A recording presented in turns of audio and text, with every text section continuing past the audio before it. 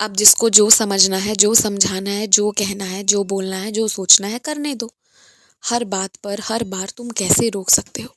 तुम्हें पता है ना कि तुमने भेदभाव नहीं किया है, फिर बात खत्म।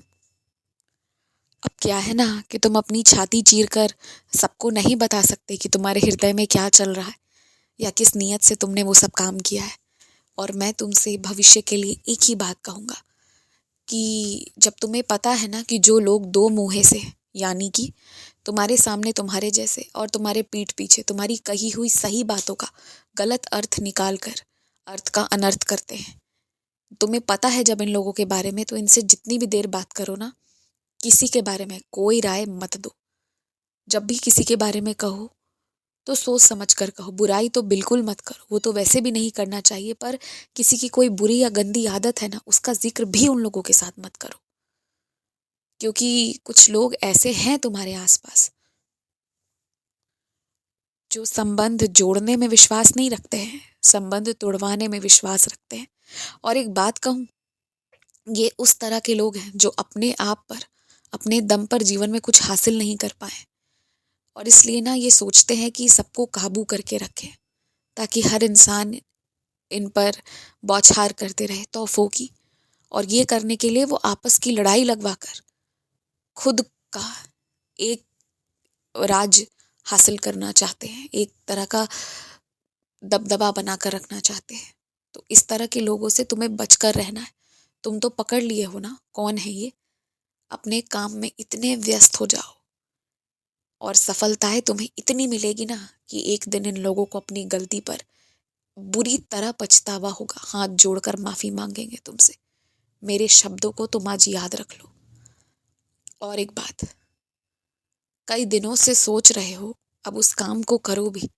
जो शुभ काम है उसे जल्दी जल्दी करना चाहिए, और जो मुझसे जुड़ा हुआ काम है वो तो और जल्दी होना चाहिए। जो भी धार्मिक कार्यक्रम तुम्हें करना है वो तुम ना छुट्टी के दिन रखो।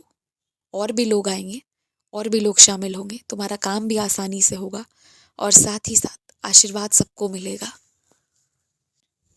मेरी संध्या हो पाए या नहीं, मेरा कोई सत्संग हो पाए या नहीं, इससे फर्क नहीं पड़ता है। लेकिन अभी जो आ रहे हैं और जिस काम के लिए तुम्हारे घर आ रहे हैं, उनका काम अच्छे से होना चाहिए और वो सुरक्षित तरीके से लौट जाएं। इसमें तुम जो योगदान दे सकते हो, जो सहयोग कर सकते हो, जो मार्गदर्शन कर सकते हो, अभी तुम वही करो।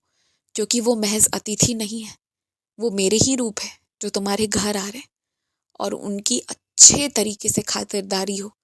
अभी के लिए बस यही और केवल यही तुम्हारी जिम्मेदारी है, और कुछ भी नहीं। जो तुम्हारे जान के दुश्मन बने हुए फिर रहे थे ना, आज बात उनकी ही जान पर आ गई है। और सच कहूँ ना, तो तुमसे छुप कर मेरे सामने उन्होंने अपनी गलती कबूल करी है। लेकिन तुमसे ये भी कह देता हूँ कि वो कभी तुम्हारे सामने अपनी गलती कबूल नहीं करेंगे। उनका अहंकार, उनका घमंड बहुत बड़ा है, बहुत ऊंचा है, वो टूटेगा नहीं। लेकिन हाँ, अब वो तुम्हारा नुकसान नहीं करेंगे। धीरे धीरे धीरे धीरे करके शून्य पर अब आ जाएगा उनका मन। मैं तुम्हारी तरफ से हटा रहा हूँ। और सुनो, तुमने अपने किसी खास मित्र के लिए, उसके जीवन में अच्छाई हो और वो आगे बढ़े, ऐसी कामना की है ना, तो ये खबर 1.5-2 हफ्ते में तुम्हें सुनने को मिलेगी। तुम उसकी खुशी से खुश होगे ये मुझे पता है, और आंखों में खुशी के आंसू होंगे मुझे ये भी पता है। बस मैं इतना चाहूंगा कि कम शब्दों में बात करके बधाई देना। खुश रहो।